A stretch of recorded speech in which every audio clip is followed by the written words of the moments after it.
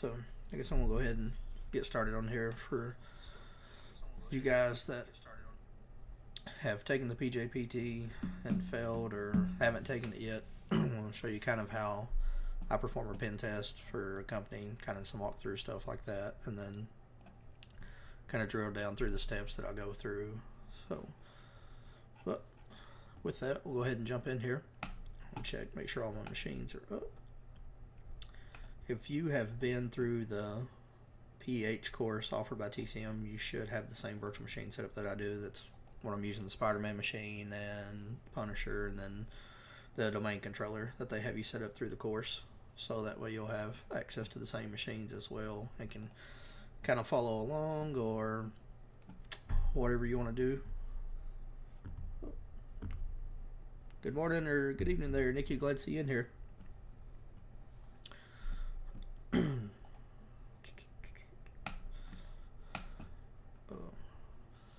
You have any questions like you want to get to right off the bat to kind of ask, or you want to kind of just do kind of a walkthrough, or what do you want to do?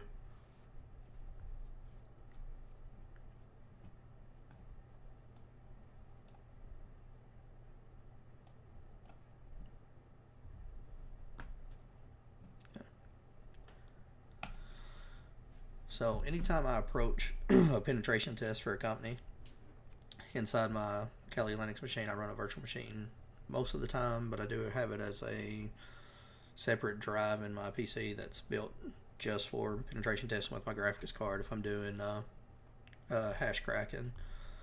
So first thing I do is I make a directory, which let me delete the one off here that I have already. And to make it, you're going to do mkdir, and I've done the pjpt underscore study. If you do ls, you'll see that there now, which is here. So I'll go ahead and change into that directory. Do Control L, clear the screen, get me back to the top. So with that, first thing I do, any pen test, 9 times out of 10, once I'm connected to the network, is I'll run an nmap scan. This way I can see what's on the network that I can potentially attack or try to gain access to see what all machines are active and online. So let me get this camera moved. Okay.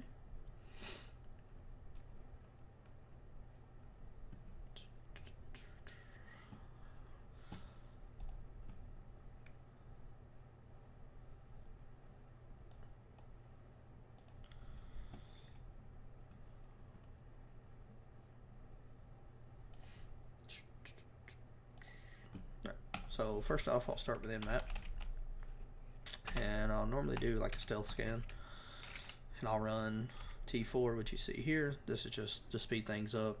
During my stealth scan, this is the IP address with the subnet that I'm going to be scanning, so this will cover every address that's in this network. So I'll go ahead and run that just to kind of do it faster to find the targets that I'm going to attack. We'll let that run real quick.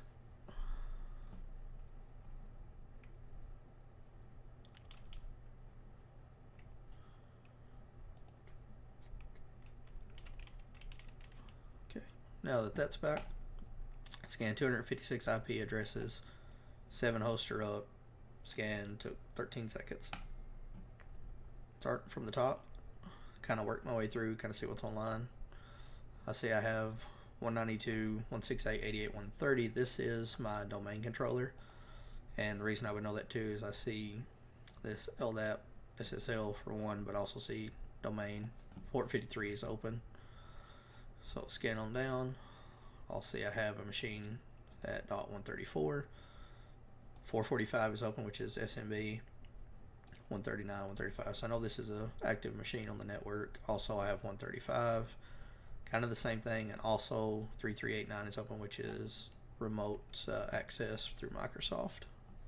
So with those, I'll go ahead and make a file, and I'll call it domains.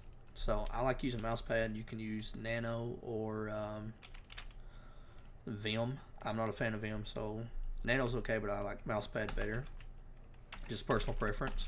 So we'll do mousepad, we'll do domains .txt. Then I'm going to put my IP addresses in here that I found of active machines. So it's 192.168.88.130, which was my domain controller. 168.88.134 and 192.168.88.135. And I'll go ahead and save this. And I'll double check, make sure that I have the right machines. I have 130, 134, and 135 as my targets. Okay, go ahead and close mousepad out because I don't need that for a little bit. So start of the day, once I run a map, I usually start off with responder. That's my usual go-to, and sometimes man in the middle 6, I'll run that as well. In an actual pen test, you may run a tool and it might not work, which does happen. That's kind of sucks for you, but it's a good thing for the company because they may have something blocked, which is good on their part. So once I have run my map, I found my machines that are open. Sometimes, like I said, I'll do responder, or I'll run nmap again with the script for the SMB shares to see if their messaging is enabled or blocked. Do -- script, kind of have it built in here. The script I'm using is SMB2 security mode.nsc. This is just nmap's version of like an exe kind of script. -p is going to be my port. My port's going to be 445. And then I put in the IPs of the machines that I found. And -pn is just to skip the ping because I know they're online already. So once I have that, I'll go ahead and hit enter. Let that run. Go back to the top. You'll see here scan report for .130, which is message sign-in enabled and required. This is inherently set to be enabled on the domain controller, but not on regular PCs on the network. To be enabled and required, it's there by default. On the computer itself on most of your network, you're going to see message sign-in enabled, but it's not required. So that's your in if it's not required. You'll see that's on 134, and then also I have 135 here, and same thing, message sign-in enabled but not required. Alright, so let me check my responder and see if I have the SMB turned on, and I don't, it's off. So in your responder.conf, depending on if you've went through the course, you may have this turned off. You do need this on initially for your first go of using responder to capture hashes. So X out this, save it, yes, Control L. I'm going to go ahead and run responder.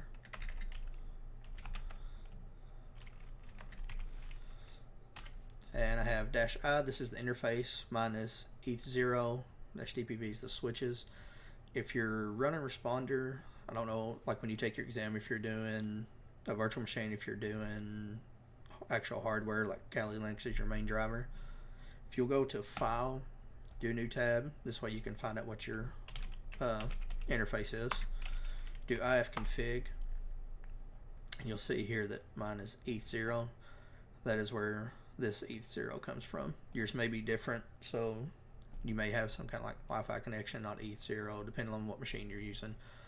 I do suggest using a virtual machine and downloading the Kali setup from TCM Security. It's Pimp My Kali. There's a version 2 out now that's really good. So if you have issues, you can start with a whole new virtual machine, quickly just rebuild it and start over. There's pretty much enough time. So I have that, my ETH0, got it running. I'll go ahead and hit enter to start this. You'll see that it's running. The SMB server is off. So what this does is sends a poison out to LLMNR, and this is designed to capture hashes of users on the system. So we're going to have to simulate this ourselves in order to get traffic across. But with the exam, this is something that happens on its own because there's traffic continuously going. So we're going to do backslash 102, and this is just going to my attacker machine just to generate traffic.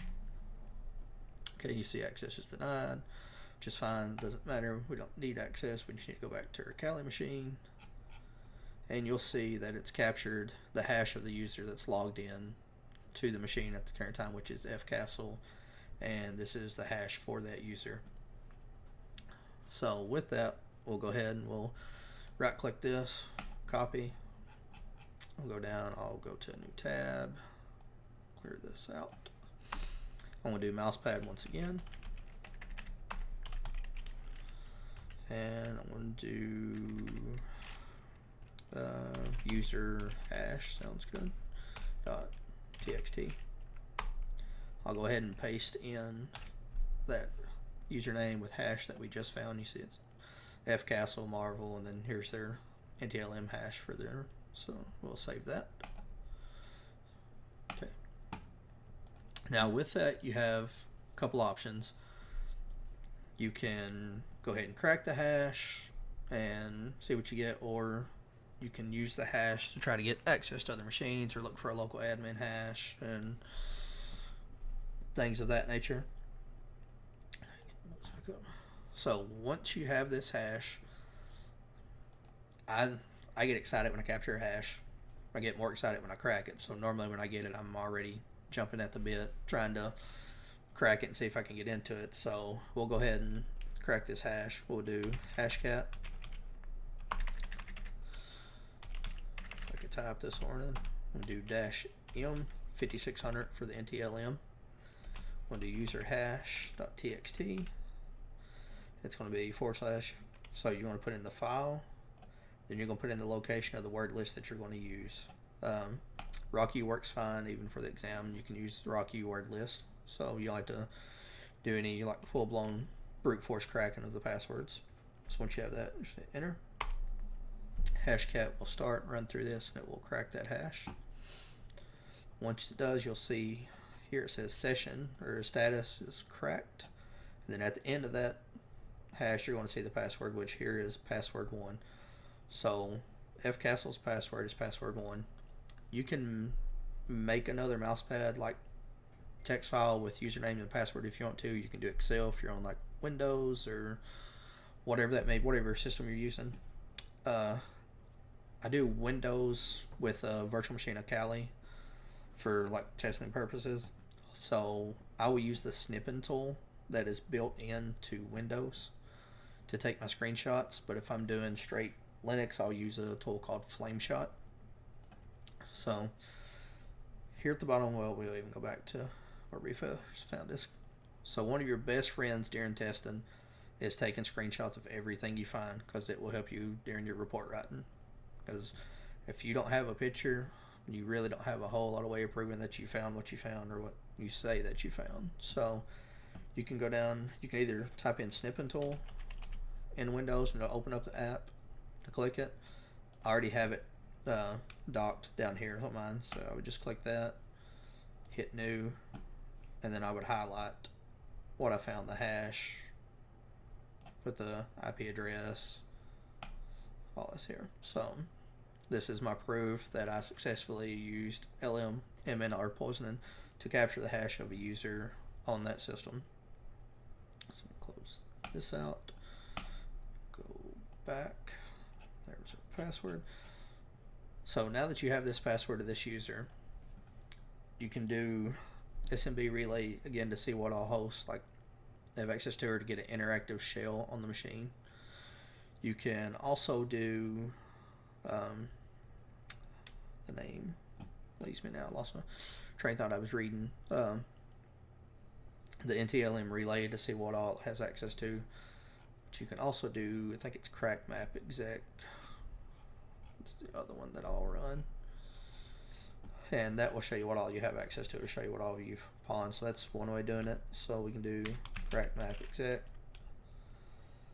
and crack map exec dash SMB,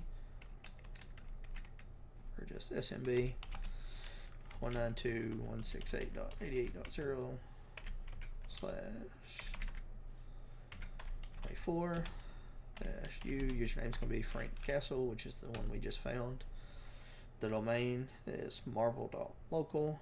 Password is password1, and that's the password for this user. So, and also you can find the name of the domain right here to use right here. So once I have that, I'll hit enter, let that run. You'll see it's running against 256 targets, and you'll see that it's almost done. So run an exception. Right, here we go. So you'll see that it pawned the Punisher machine. So Frank Castle has access to the Punisher, also has access to the Spider-Man machine. So, and Windows, I forgot that one's online, but anyhow, so I have access to the Spider-Man machine and the Punisher, so I have access to .134 as well as .135. So I want to be able to dump the hashes. Oh, I see your chat there, Nikki. So in the environment, I know you can't go to theirs to generate traffic. It will generate the traffic. Just like the real world, you gotta be a little patient with it. So, but the traffic will come through. So it just takes a little time. Because, you know, I can't really give anything about the exam because I don't want to risk losing my certification or anything either, but you just have to be patient, but it will come through because they know you can't go in there and generate the traffic, so they will make sure there's traffic generated in order for you to run your scans and things like that as well. So, good question. I was worried when I first started to because I was having the same issue and I thought something was broke. I even reached out to their chat team, like their support, and I was like, hey, I think something's wrong with the machine. And it wasn't. It was just me kind of being impatient, I guess. So yeah, I understand that. And nerves too, when you're sitting down in front of an exam and you know you're testing, makes you really nervous. Just like doing YouTube live, like you're going to, like, it's a little anxiety, like stressful, like don't want to mess up or make mistakes, but it happens. I mean, I'm sure I'm going to mistype something during this. So, but you get back. So I seen which machines I had on. You won't have this error. This is just because I got another Windows machine on here. This was actually pulling against myself, is why this is popping up instead of just running against like certain IP addresses. But this is the reason you see this. So, I don't remember how many machines was on the exam.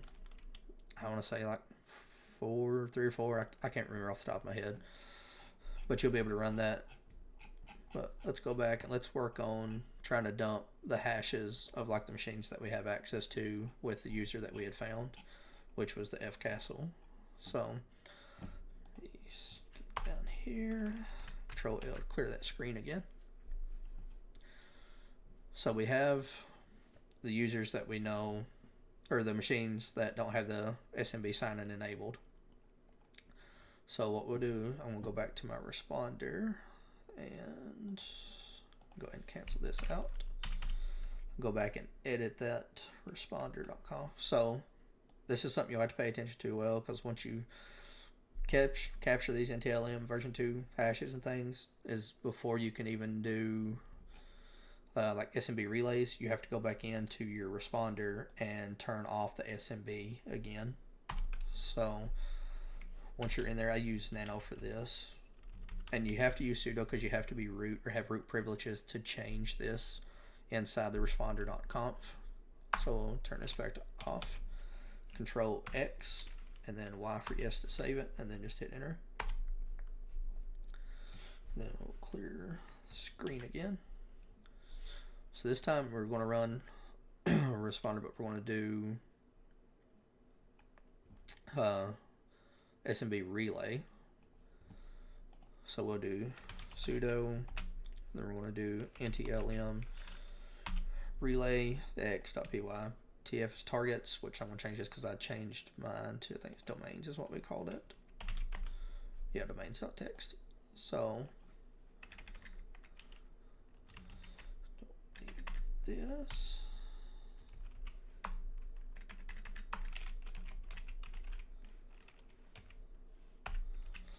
So whatever you named that file when you found your targets, that's what's going to go here for your targets. And then dash SMB2 support. So we hit enter on this. Let that start. Once again, I'm going to go over here and I'm going to trigger some traffic to my machine.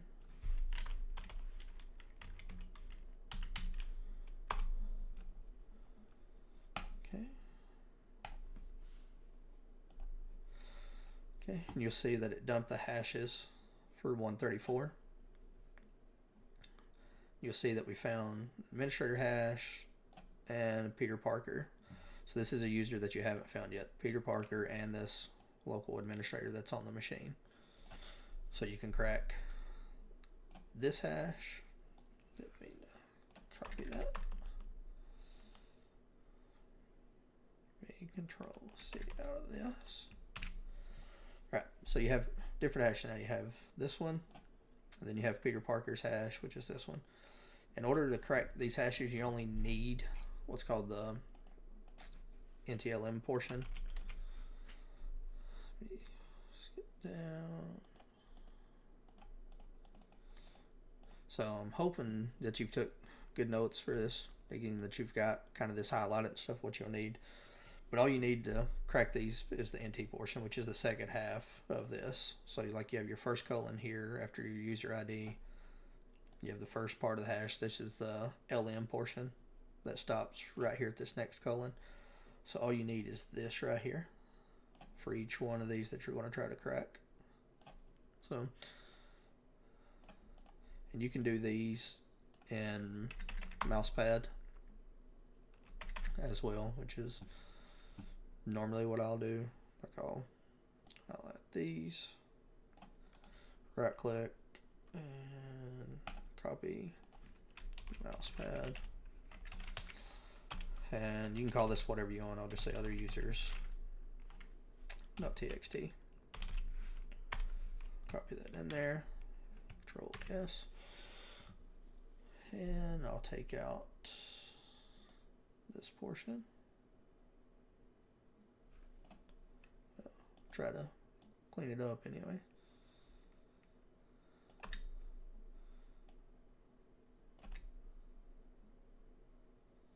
I don't need these, I just need the other Peter Parker one.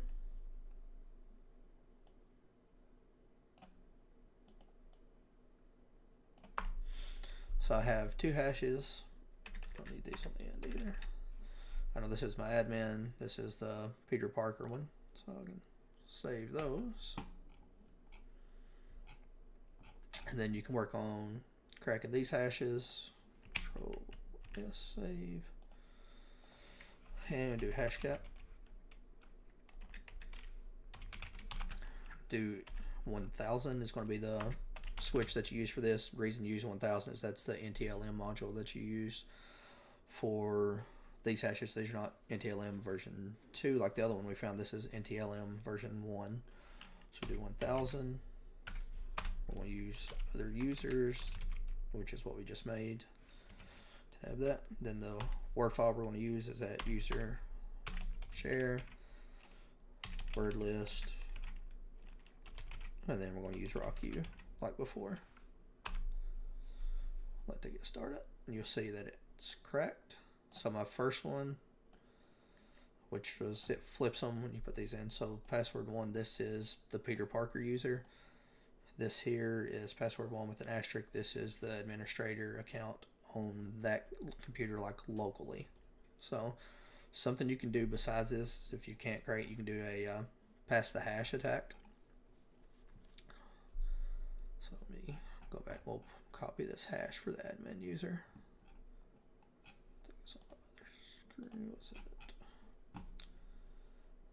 So we'll do this. Copy that.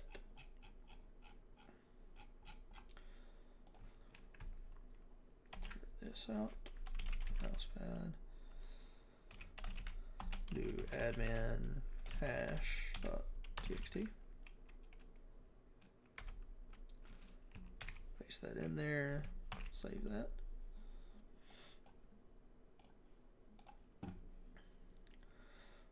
Okay, so to do a pass the hash attack, we can use a couple attacks, but so this is what I was saying. I don't remember if it was you were talking to on YouTube or somebody else, but pay attention to accounts and stuff that you find, because like I said in my other video, I got stuck for like 5-6 hours. I mean, it was a long time that I was just hung up, and a lot of it was my fault for not paying attention to what I had, essentially, like what accounts that I found I don't know, just overwhelming. Taking a test, knowing that you're on a time crunch and you're just really like focused in, and then you start going down rabbit holes, and then you get frustrated, and it's not good. You just essentially you start spiraling, I guess you could say. So if you kind of get to that point, get up, walk away, take a break, 10-15 minutes, eat you something, go for a walk, like out in the neighborhood, go to the park, just do something to kind of get your mind off of what you're doing, come back, take a look at it, and then that will usually help you like kind of regroup, I guess is one way of saying it. So, but it helps refocus your mind, and you're able to get back to what you're doing and like really drill down. And like as soon as I sat back down, it was clear as day, and I felt like an idiot because I didn't see it from the get-go. But it happens. Real world is stressful, but it's not as bad because it's not like you're under the gun. Like you have to do it. Like you do what you can. If you can find it, great. And if not, that's okay too. If you find a way in, perfect. If there's no way in, then kudos to the company that you're doing it for. So let's talk about the admin hash. I was saying if you're doing a hash attack, like pass the hash. And let me get back some note here so I don't mistype. Also, that's the good thing about the test too, is like if you have really good notes, you can consult your notes. Google is always your friend. Google's amazing. I mean, I still use Google to check things as well. So, alright, so we're going to use crackmap exec to pass this hash. And what I want to do is I want to see what computers that admin hash has access to.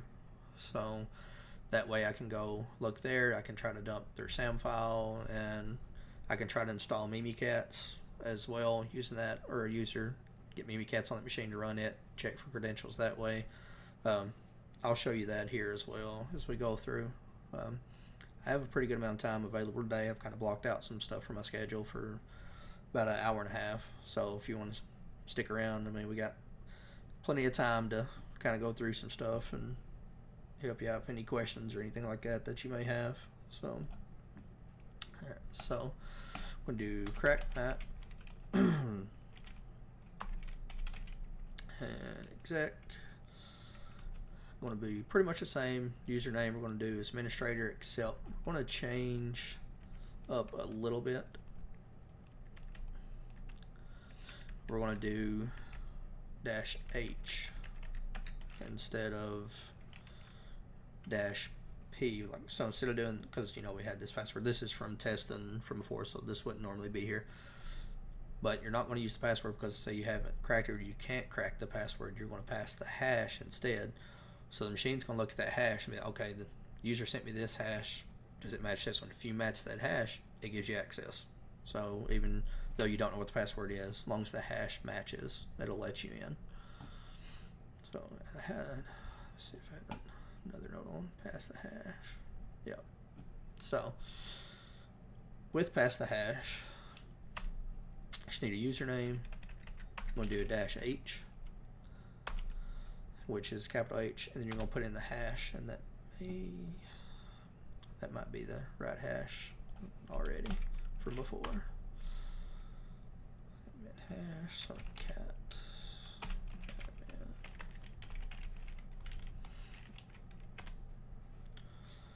So I would copy the hash that I saved.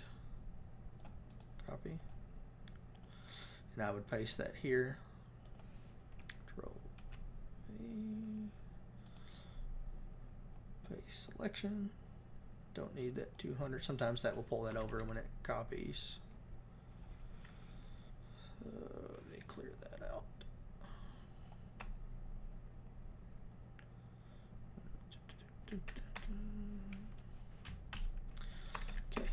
So once you have your hash in here, you're going to do -- local auth, and this is going to check authorization on the machine locally. So this is going to run against every machine that's in there, so you can see what machines you have access to for that administrator account that you have. So say there's 3 machines that you found live or whatever, it's going to test those 3 and see if you can get into those. And what this is caused by is password reuse by your administrators. So one of the places I worked a long time ago, but anyhow, they would reuse the same admin password for every machine in the network for a local user on the actual machine, not on the Active Directory side, but the machine itself. They would use the exact same password, which is terrible, because if I can get access to that one machine with that local admin, I can access every machine on the network with that local admin password because they use the same one again. So with that, we'll go ahead and hit enter. I'll let that run.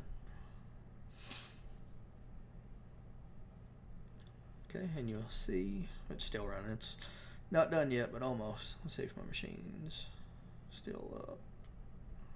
And my machine might have turned off. Yep, so one of my machines turned off, so let me get that started back up here.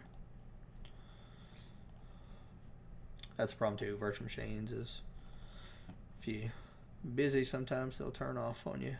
So Punisher, play.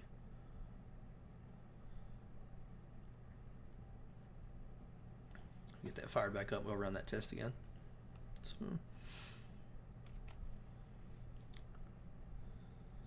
alright, so it's back online. Go back to pen test, run that same command again. You can see that's used, there we go. So you'll see here it's Pond, this is on Spider-Man and the Punisher, so you can tell that this is password reuse for this administrator account. This is also something that I would take a screenshot of to show that it's password reuse and that it's something that needs to be corrected for this reason, because I'd have access to other machines. So being that I have that, I can go dump the SAM file on the Spider-Man machine. We've already dumped it on Punisher, or did we dumped it on the Spider-Man machine, but we can also dump it on Punisher. So we have these users' accounts. Now that we have these active usernames, and we know Spider-Man's password, we know the administrator's password local, the Punisher's, you can use any one of those accounts to do what's called get user SPNs. So we'll go ahead and do that. Notes pulled back up here. Alright, so once I have a user, I would usually run like LDAP domain dump. Man in the middle 6 I usually run during the beginning too, as well as responder. Sometimes those fail, or you have errors and you think it's issues machine, but it's just because they're being blocked. If that's the case, pivot, go on to the next step in your kind of process there. Like I said, I start with responder, man in the middle 6, see what I can get, see if I can capture hashes, try SMB relays, see what ports are open using Nmap, see if I can gain access anyway like that. If I'm on site, sometimes I'll go to a printer, change the IP address to the IP address of my machine so I can capture their clear credentials that's getting sent across the network. A lot of stuff I do remotely. I can just send a computer to the person as long as they plug it into the network, or if they give me access through a VPN, which kind of like the exam gives you access through VPN to their network so that you can go in and do testing. So you can't exactly be there to get on a printer, but that's just some things to kind of look for and watch out for. So we've done SMB relay already, and LDAP domain is good if it works. It will dump kind of everything with domain controller, which I'll show you that. We can do that as well. Let me get back to my notes here. And a lot of this stuff, like, you won't remember it by like memory, so have good notes. Go through your notes as you go through. Have kind of like your methodology of how you test each thing that you do. Get to LDAP on my notes. So something I noticed too with LDAP on my machines is even running the Pimp My Cali software. If I run just LDAP domain dump, for some reason the file won't run. It's like it don't know where it's at. So I end up having to run like the full file location to run the LDAP domain dump. So let me search for notes here. I'll get that in. Initially, when I started studying for this test, I used Microsoft Word to take my notes. It's searchable. A lot of people use Notion. I use Notion now for a lot of things, just so I have access to it no matter where I'm at on a network, so I can always see it. And LDAP is main. Okay. I do sudo LDAP main dump. So this normally this would be how it would run for you if it worked. For me, it won't run. I'll go ahead and hit enter and just show you. I get an error because it acts like you don't know the location. You'll see like all this gobbledygook, just a bunch of like failures, like doesn't look right at all. So value error, unsupported hash type. So like I said, I found out that I have to, I don't know why it's doing that.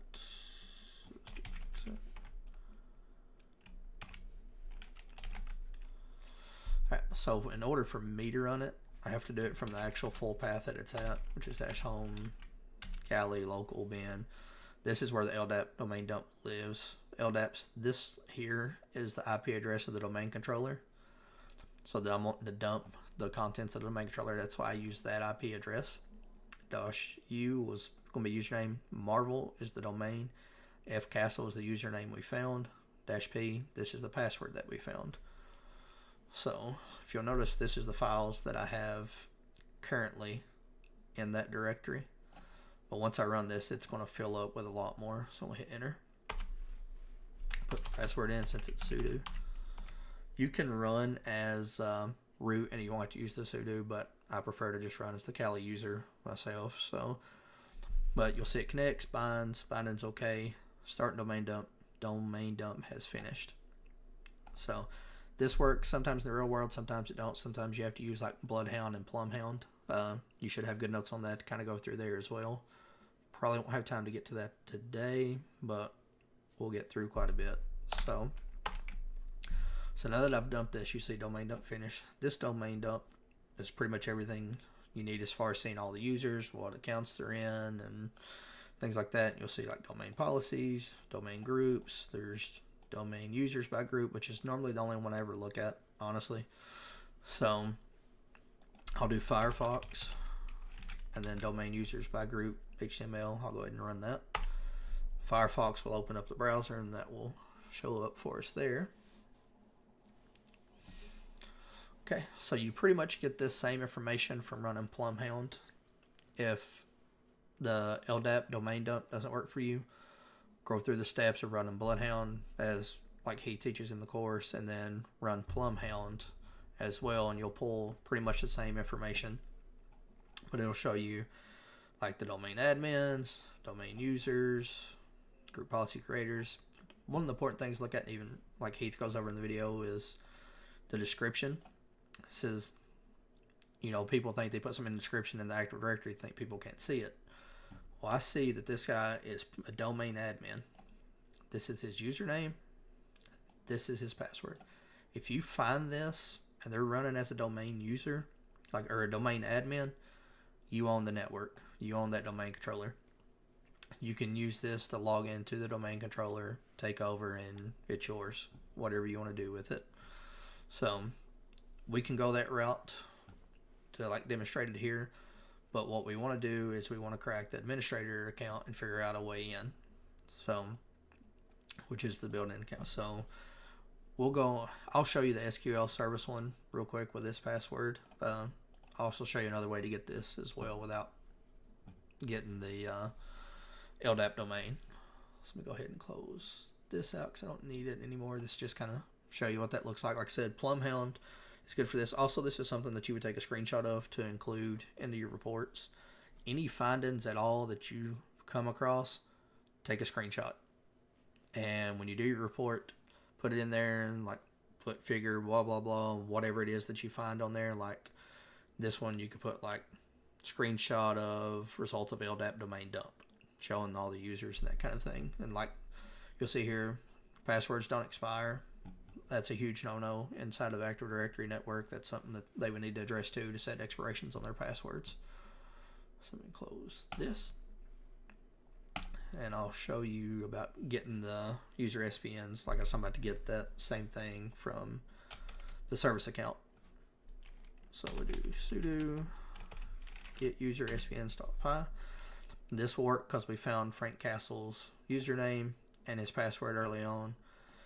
Though this is the domain controller's IP, 192.168.88.130, and then you're going to request the user SPNs, which is their service accounts. So hit enter on that. And it's going to give you this KRB reply. You're going to see the username here. And then this is going to be their full like hash. So what we'll do is we'll highlight all this. So say we haven't seen that password yet and we want to try to crack this hash. So we'll copy this. And we'll do mousepad.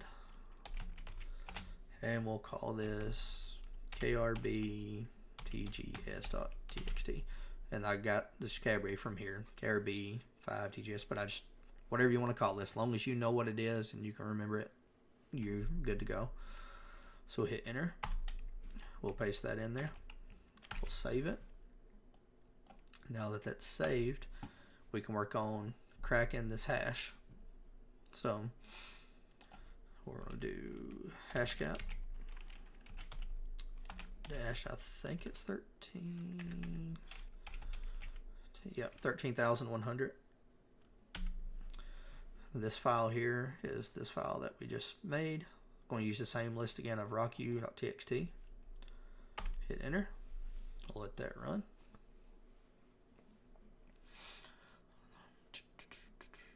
Okay, you'll see once again the status on this is cracked.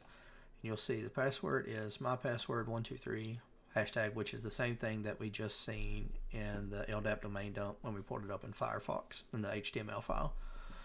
So if you find that, like I said, if you find out the LDAP domain, you own the domain. So we have the username, SQL service, and we have this password. So like I was saying, since we know that they're running as a domain admin, as we seen a few minutes ago, we have access to the domain controller. You could own the domain now, essentially, because you have that account that's running as a domain admin. Even though you don't have the administrator account, they are running as an administrator, which is a huge ordeal. You don't never run your service accounts as administrators. So I'm going to do dash user, and this time we're going to do the SQL service. Domain is going to be marble.local. Password is mypassword12, which is the password we pulled from here. Let me see if all my machines are going, and looks like Spider-Man's turned off. So let me restart that.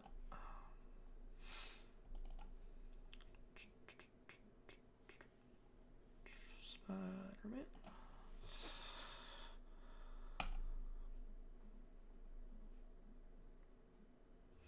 Get that back up going before we run this, just so I can show that with that account we own every machine that's online. So okay, now that that's back up, go back to Kali, hit enter on that. We'll let that run. Okay, so you'll see that we have Pond on Hydra DC, Spider-Man, and the Punisher. So we have control or access to the domain controller, Spider-Man machine, Punisher machine.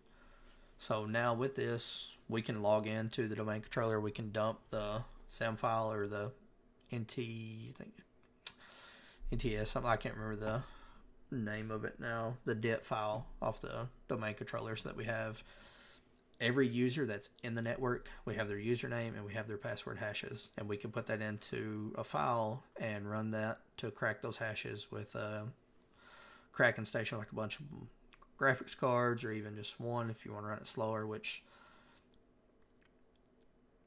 anytime you do that, you want to dump this ntds.net file or dit, dump that file off, pull all those hashes, set everything up. I put it in an Excel file.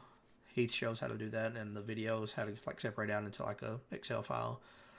Every password I cracked, or I've ever cracked, I put in an Excel spreadsheet. Like I have their username, and then I have their password right next to each other, so that they'll have like administrator, this is their password, user, blah blah blah, this is their password. So you can submit that evidence to the person you're doing the pen test exam for, so they can see, they need to enforce better password policies, or if there's password reuse being done, passwords not expiring. I mean, there's a lot of information. Any information you can give to a client, or any information you can obtain for this test and take screenshots of, submit it, put it in there. I failed my first time around, not because I didn't get access to the main controller, but because my report wasn't detailed enough. So when I retook my exam, I completely redone the pen test from point A all the way through to the end, taking screenshots of all the findings I've come across and little things. If something didn't work, something did work, I took a screenshot of it and made sure that everything went in my report. Heath's report that he gives you access to through his GitHub is great. That's a wonderful layout. Go in and make your edits, make your own table of contents, put your information in there, and get everything set up. And it makes things a whole lot easier than trying to do everything by scratch. Excuse me. Like I said, though, I used Microsoft Word to do my report, mainly because I was running Windows as my main driver and then Kali Linux as a virtual machine, so I could do my snapshots. If you do your snapshots in Kali, which is fine, you will have to get your files off that virtual machine to whatever platform you're using to do your report. So I feel like it was just easier to do Windows, screenshot with it onto my virtual machine, and then I already have it on my Windows system. I'm not worried about trying to pull it off my virtual machine to get it onto Windows to put in the report. So I hope that makes sense. So, like I said, we own the domain with this password, but we're going to say that we found this service account and it wasn't a domain admin, and we don't have access to the main controller. Maybe we only have access to these two machines or whatever it was that we have access to. Alright, so you have usernames, you're on these machines, you're looking for accounts, you haven't found the administrator account. What's next? What step should I take next? Is what maybe you're stuck. You're like, where do I go with this? Okay. Follow your methodology. Go to your next step, and whatever it is in your methodology that you may have. So when I got stuck, it was kind of stupidity, to be honest. I just wasn't paying attention to what I had. But next to that, I've done my hashes. I've went through everything. Maybe I haven't found the administrator account that I need. So next, maybe I'll try Mimikatz. Mimikatz sometimes is an easy win. Real world, if it's not obfuscated, it's going to get picked up. Usually antivirus will stop it. And if not, like their EDR, like their detection system will. Trying to remember the name of the one we use. I think Sentinel-1 picks it up really well. It'll stop it. And I cannot remember the name of the other one that we used to use to save my life. Anyhow, Mimikatz will get flagged 9 times out of 10. Unless you can get on the main controller and turn off the AV, the antivirus, it's going to get picked up.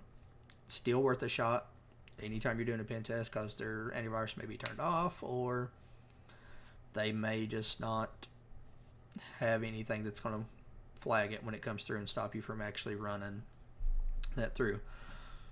So one way you can do that, like I said, when you're on like a testing exam or a testing environment, you can't just go to like your machine and log in and like send traffic that you need to and that sort of thing. So you can do it through command line, because you will have like a remote shell on that using like Metasploit. Also run through your MSF console stuff to get shells on the machine and check for accounts and stuff there, and which I'll show you that too. We'll do that here in a second, because that's something you're going to run. You want to take pictures of anything you find with MSF console and interpreter. Some antivirus stuff will pick that up and block it as well. Not all of them will. You'd be surprised how many computers in the network don't even have AV turned on, or they turned it off on the main controller, and they depend on other things. So some good, some bad. but just usually not a great idea. So I have my Punisher machine. Let me log into the Spider-Man 2 so it don't just turn off again. So, and we have passwords to the Spider-Man machine and the Punisher machine now because we found those when we done the hash dumps, and we can also log in as a local admin. So next I'm going to show you if we're doing like Mimikatz, which I have Mimikatz on here already. It just loads up because I've tested these I don't know how many times and done different videos and things. So do downloads. I'll go ahead and delete these out. And this is Spider-Man machine. I think this is the 134. So, yeah, 134. Okay. So something I like to use if I'm doing remote like that, if you're not real great with command line or really comfortable, a very invaluable tool like to do is going to be a tool called Ramina. It's not installed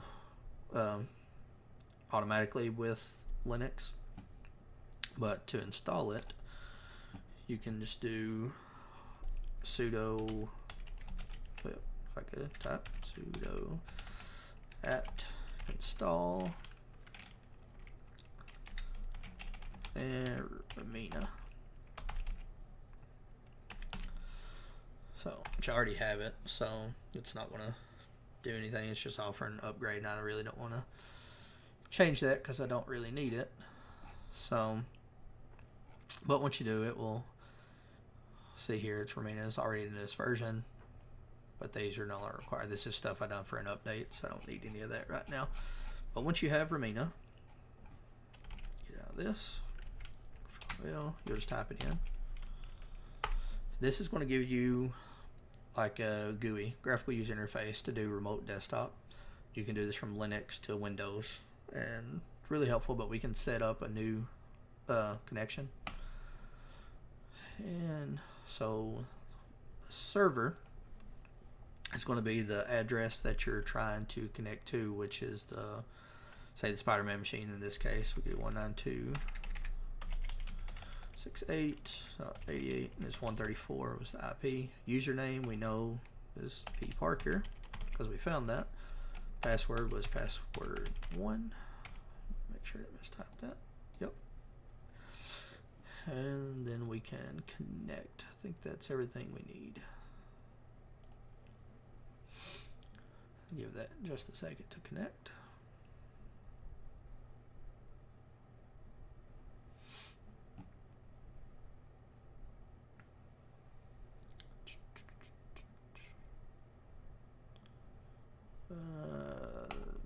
Oh, I know what it is. Didn't put the domain in there. 168.134 P Parker.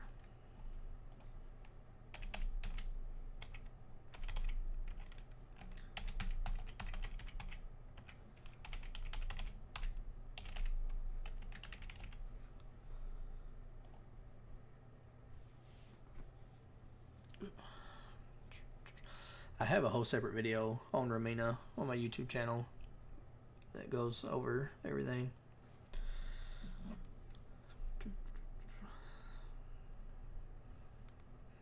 Why is it not good? Oh, I know. I think I have RDP turned off on that computer as well. Let's do the Punisher machine. So that's something to look for too, and when you're doing your Nmap scan, to see if port 3389 is open. Here we go. Because if it's not, you won't be able to do Ramina to remote into that machine. So now I'm on the Punisher machine, and what I want to do in here is I want to get Mimikatz. So Mimikatz is going to get blocked by, like I said, antivirus and stuff. Even Google will block it. So one way to kind of get around that is to go through this graphical interface and to use a Python server on your attacker machine.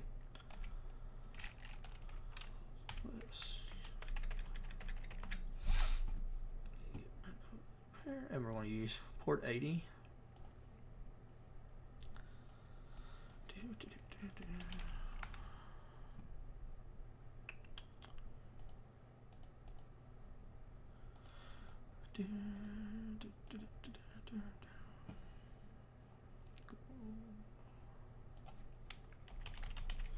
Python 3 -m HTTP server. So wherever you start your server is where you have your Mimikatz files on your attacker machine. I don't have them in this directory, so I'm going to change to my directory to my Mimikatz files. And I think I have them in my downloads, I believe. And change directory x64. Yep. So you're going to go to where your Mimikatz files are located. Then you're going to start your Python server there, port 80. Then we're going to use our GUI interface that we had. It's on Punisher. And downloads. I'll go ahead and delete these off here because I have them on here from before.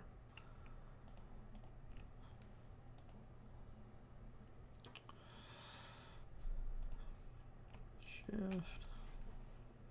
Delete.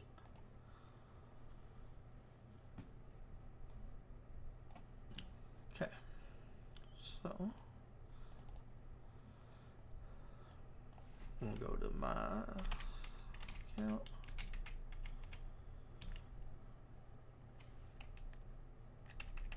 You can go through the browser, or you can do 192.168.39.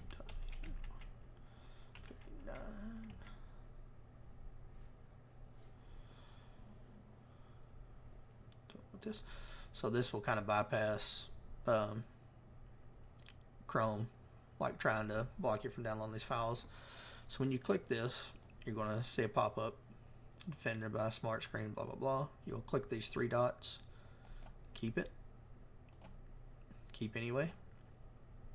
Okay, then we're going to do the next one. You want to do this for all 4 files from your attacker machine. Keep anyway. Heath goes over this as well in his training that he shows. Just trying to make it a little bit easier for you guys to answer any questions or anything that you might have. So keep that one. Keep anyway. Spool. Same thing. Keep. Rinse and repeat, guys. So keep. Okay, so now that I have that, I can close this.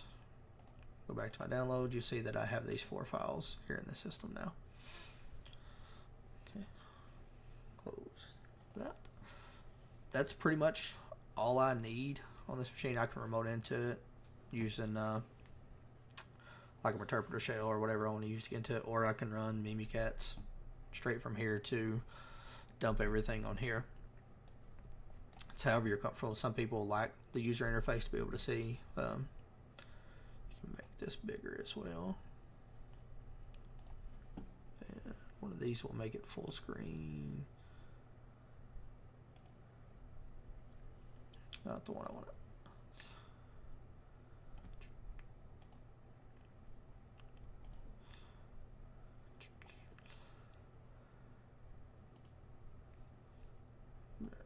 Anyways, you can do it from here, or you can do it from your attacking machine to run Mimikatz. If you want to do it on the machine, you can go to in case you don't go, so let's just do it the other way. Let me get out of this and cancel the server because I don't need it anymore. And see, don't need that anymore for the Ramina. Control L. Alright, so let's talk about MSF console.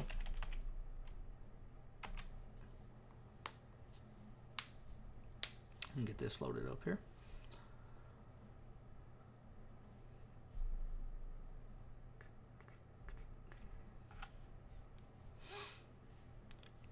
So we're going to use MSF console to run psexec to get a shell on the Punisher machine. Once we're there, we can log in and run Mimikatz. And the reason you run Mimikatz is you want to look for credentials that are saved by the cred manager, and they save in clear text. This is pretty common on server. I think anything earlier than 2012 or 2016 server, cred manager stores stuff in plain text that you can see by running Mimikatz. I think that changed. I don't remember if it's 2016 or 2022 server. They quit storing in plain text like that. But prior to that, if you find a server that's running version 2012, 9 times out of 10 it's going to have their credentials in plain text, and you can expose that with Mimikatz and so in your Metasploit, you're going to search psexec, and you're going to want to use exploit Windows SMB psexec. So here it's number 24. So to do that, we're just going to go down here. We're going to type in use 24. Put space in there, and you'll see that it loads that exploit for us. And we'll do show options, and you'll see that we need to set the R host, the domain, the password, and the user. So the R host is the target machine that you're going after. So in this case, we're going to be going after the Punisher machine that we have access to with fcastle to see if there's any credentials on that machine. So we'll do set R host. It's going to be 192.168.88.135. And then we're going to set, just go right down the list, the SMB domain.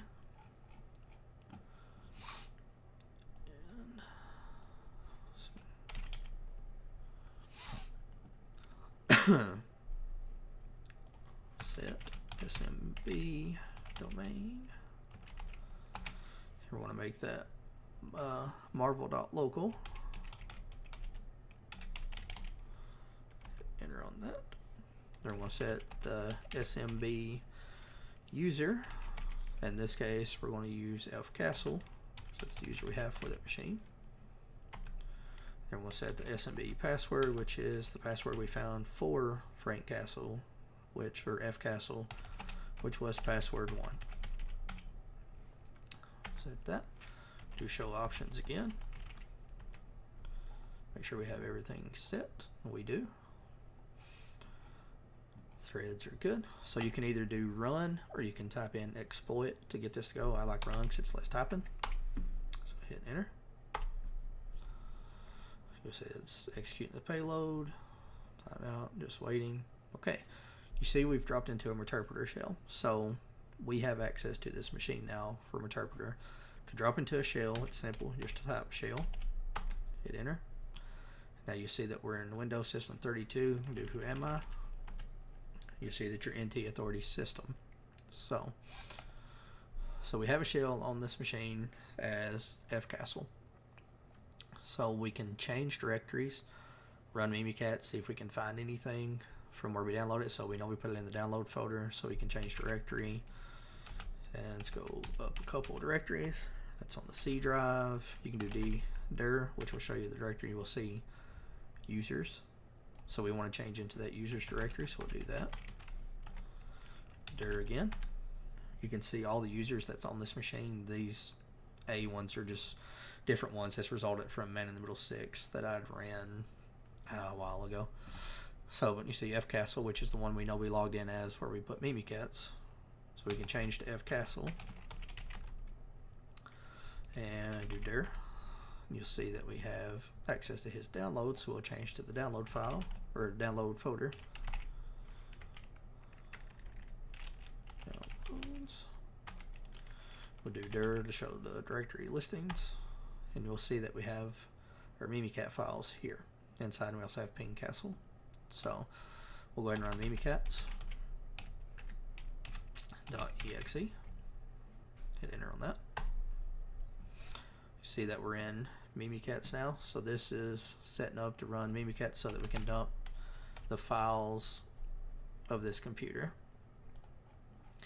So once in Mimikatz, let me go up one on my notes.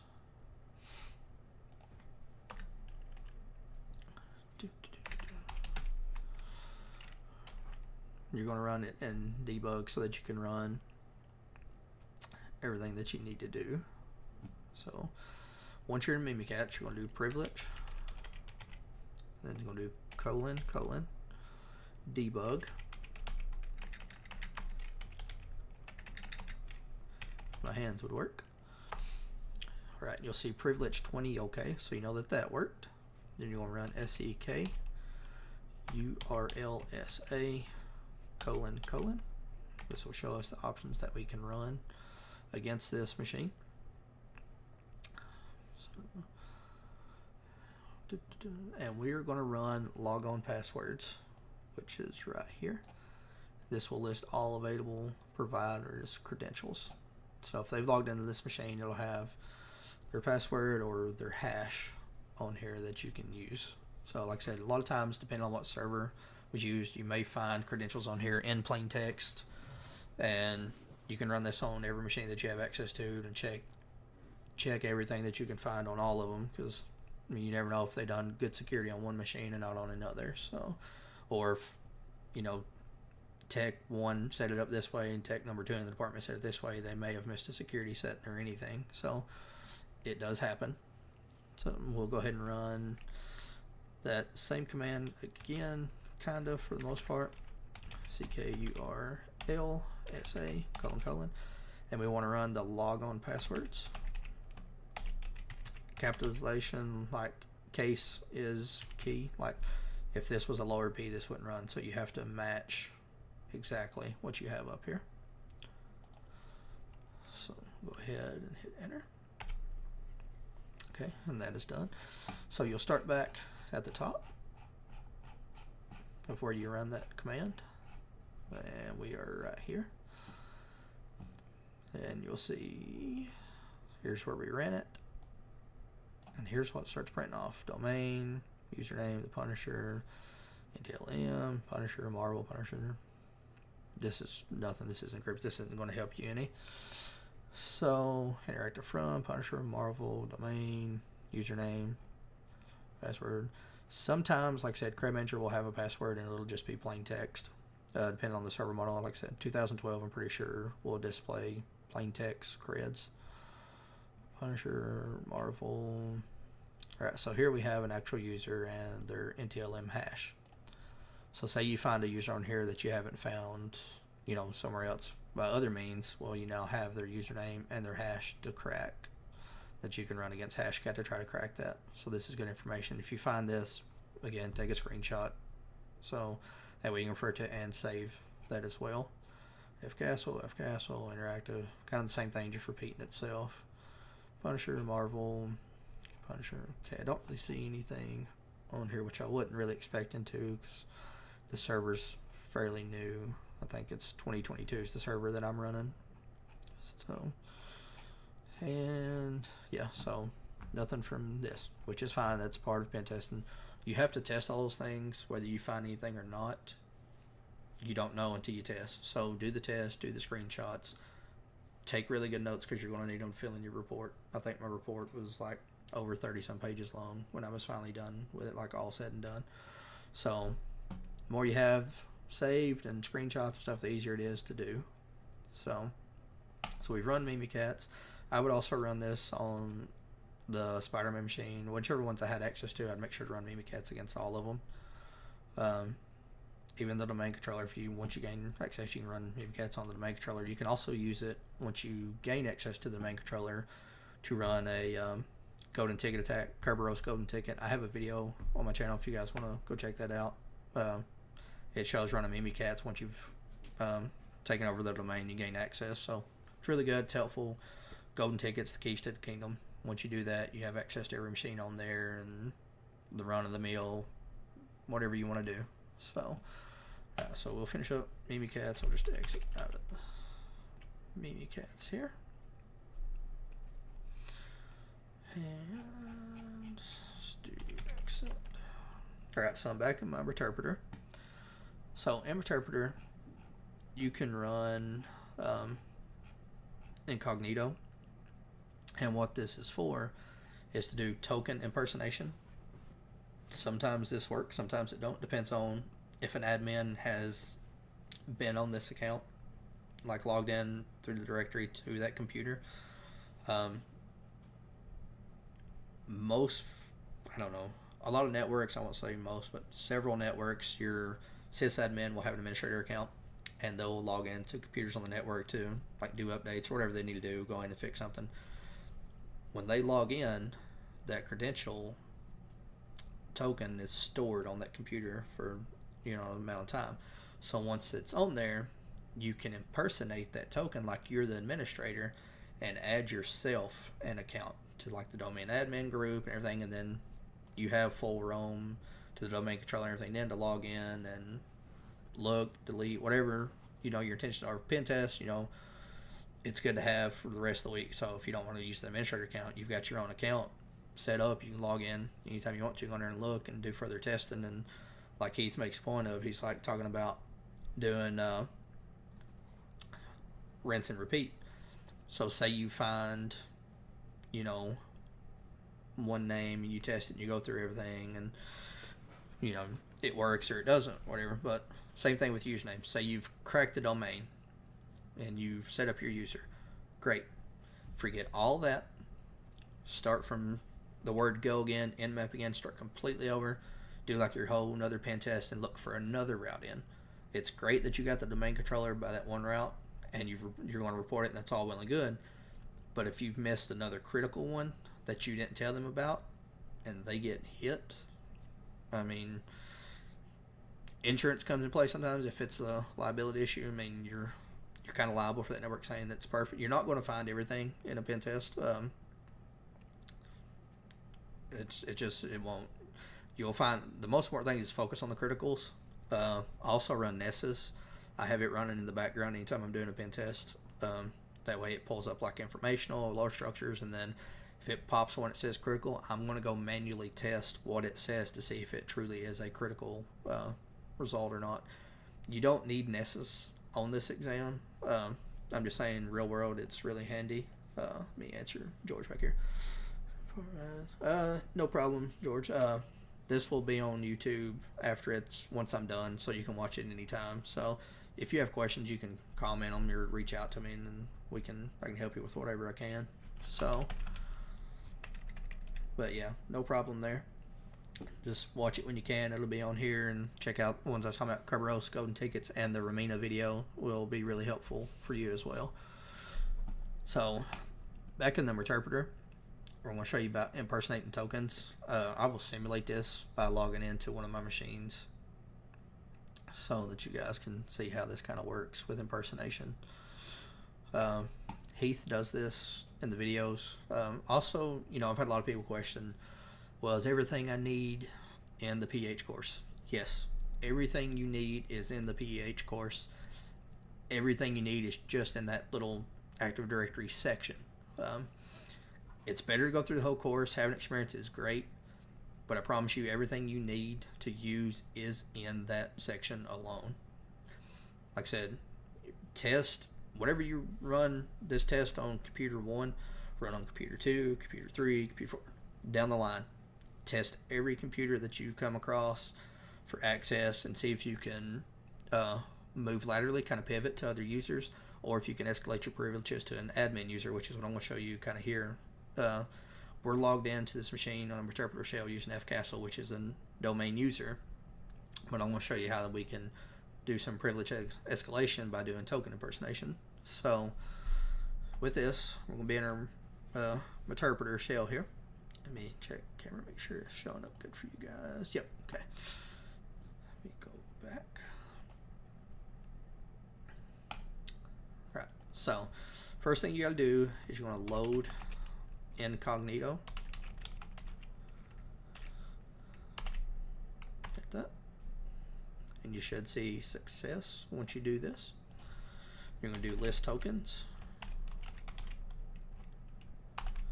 We'll do -u. This is going to show users that's on that machine. And you're going to see all the users that's on here. NT authority is definitely going to be there, and that's usually not when you impersonate, but if you had like an admin or something, you would. So you can also do that same command, but you can do a -g and it'll show groups. And that's all the groups that's on here for login sessions and things. Usually you don't do much with NT Authority. That's a whole nother can of worms. But it's me. Go back. We run the one again. You'll see users. Right. You'll see Marvel F Castle. So there's no admin here. But I'm going to go over to the Punisher machine. I'm going to log in as the administrator. This is just to generate traffic. This is simulating me as an administrator on a network needing to log in to one of my users' computers. So I would log in to their computer to help them, you know, fix an issue or whatever it may be. But if I would quit fat finger and everything.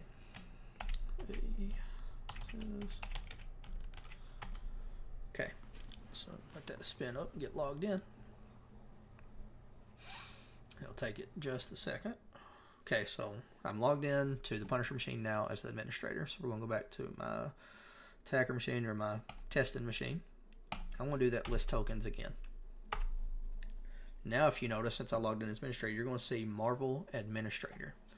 So this administrator has logged into this computer what time I've been checking their network or whatever. So he's on there, like I said, maybe fixing an issue for somebody, file, whatever they're doing. They're helping somebody with maybe a help desk ticket, or he's on there for some other reason just checking something. Either way, he's logged in. We now have his token. So what I'll do is I'll do impersonate, and then I'm going to do underscore token, and the domain is going to be Marvel.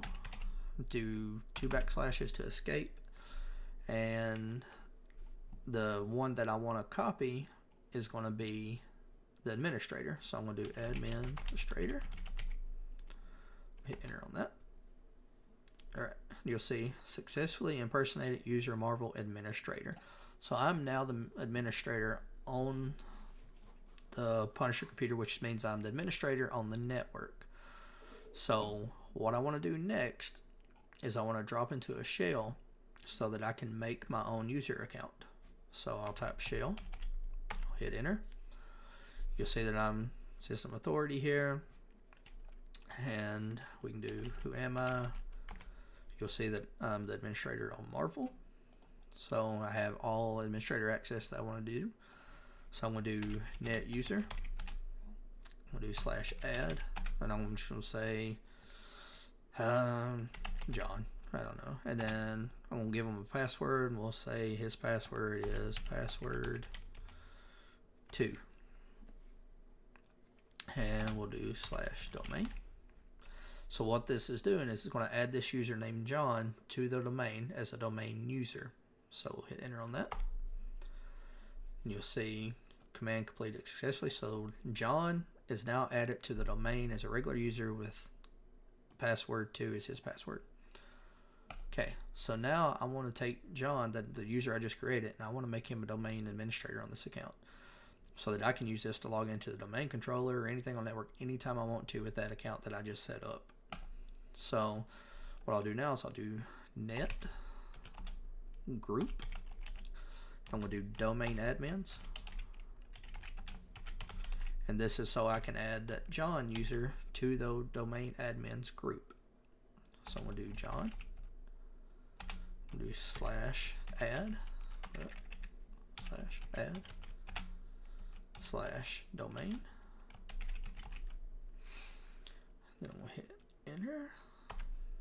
And you'll see that that's completed successfully. Okay, so now that I have this, we can test this user and make sure it's there. Let me jump over here. Let me go back to our directory that we were working out of to run my command here. So I can run secret stump .py, and it's going to be against Marvel, which is the domain name. Now .local, and the user I created just now was John, and his password was password 2, and it was at 192.168.88.130.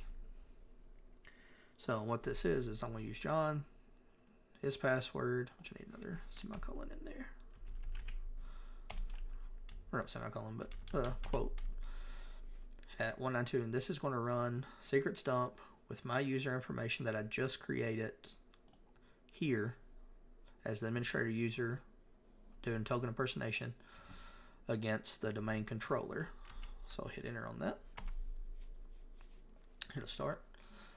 And you'll see that it dumps the ntds.dit from the domain controller.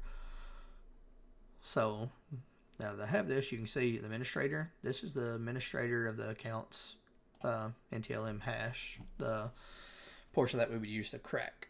So we can take this and save it as the NT portion and crack this hash to get the administrator password again to domain to access the domain controller. I mean, granted, we technically have it right now, but we can still do it. We also have the KRB, which is Kerberos Ticket Grant and Ticket System.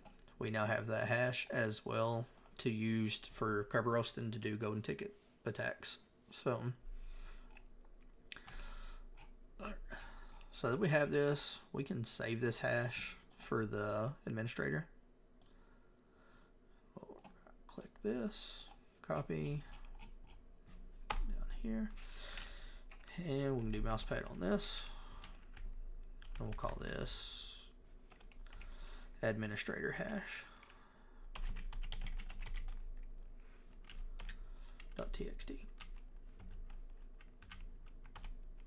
We'll copy that in there. Yes, we'll save that. Then we'll run hashcat against this.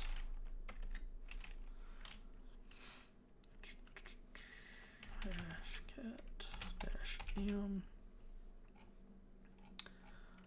And that's NTLMs. I think it was 1,000. Admin administrator hash. Then we'll use the same word list as before. Word list. Oh, wrong thing. Share. Word list. Rock you. Enter. Let that run. Okay, you'll see that it cracked that password as well here on status, and the password for the administrator to the domain controller is password with the asterisk sign, money, 0, and exclamation point. So we now have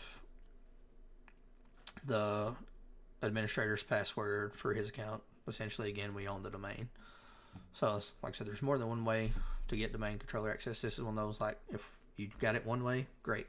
Now let's go test it again. Here's another route that we went down using interpreter and got access again. We also found domain controller using service account because it was running as an admin.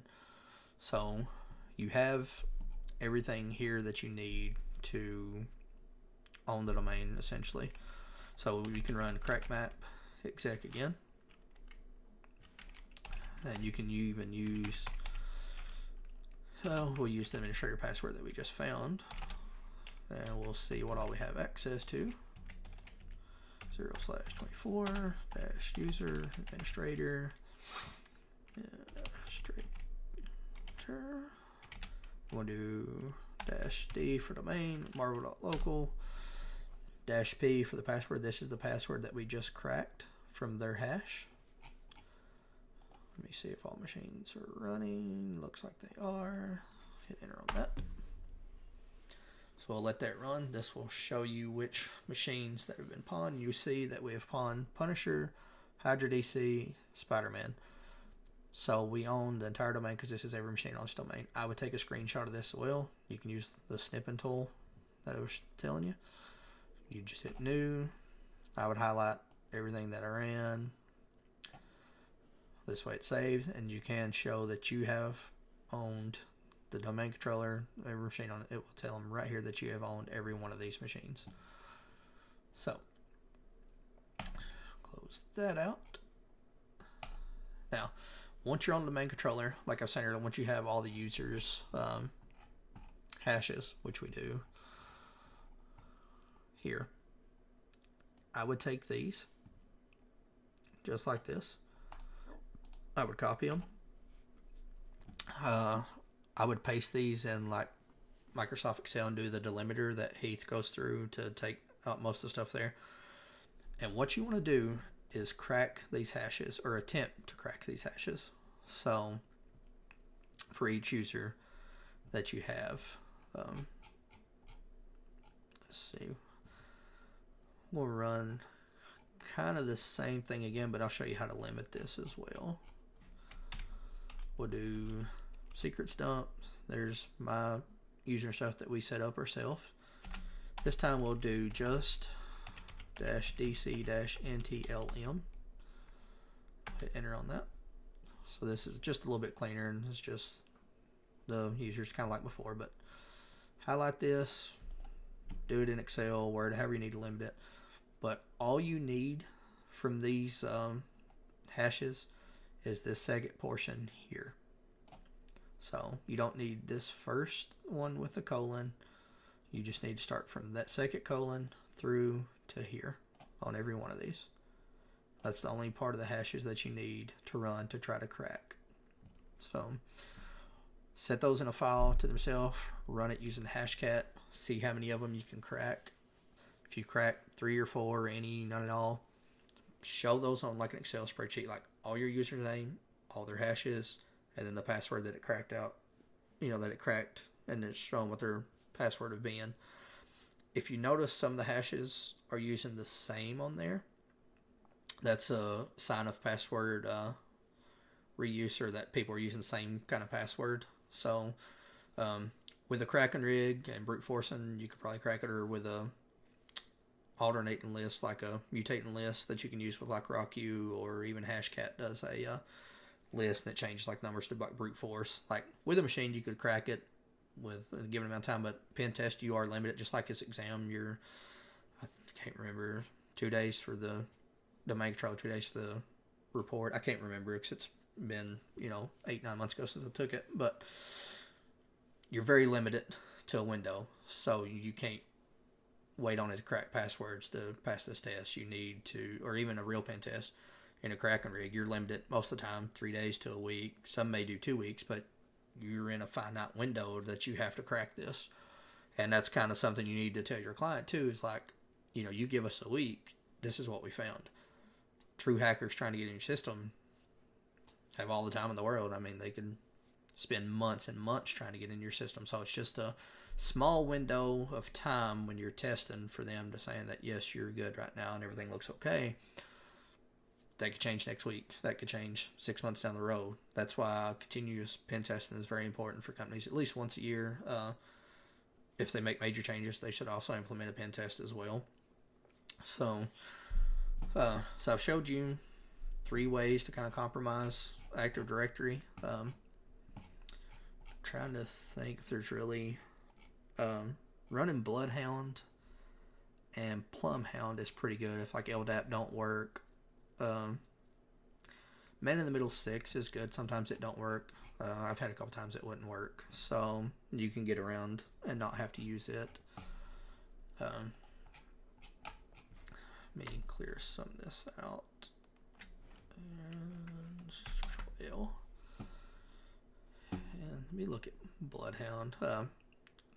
If some of you guys down there watching, that's great. If not, I'll go ahead and run through Bloodhound. That way, if somebody watches this later, they'll have access to kind of look at it. So later down the line, if they want to. So we'll do sudo neo4j console.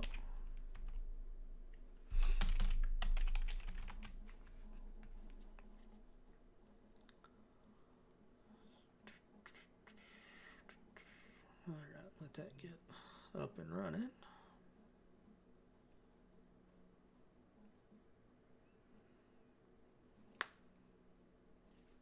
Okay, now that that's going, jump over here, exit this, don't need this interpreter shell anymore, exit, Control L this, we'll do Bloodhound.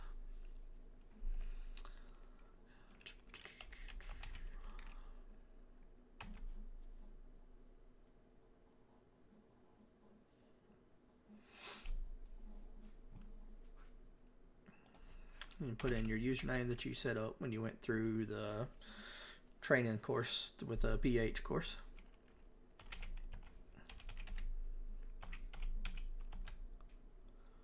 If I can remember my credentials.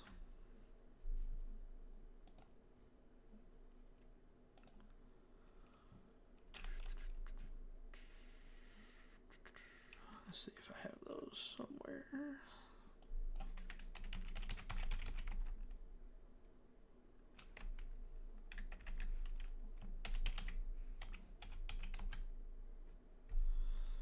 Okay.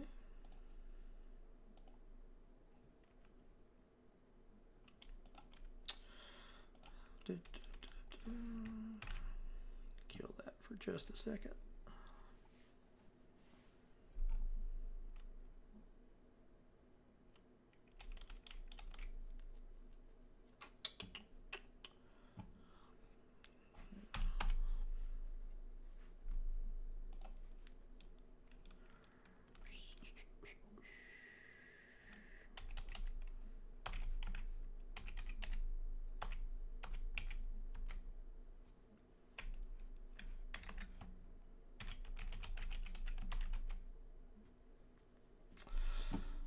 Alright guys, well I can't remember my Bloodhound password to demonstrate it, so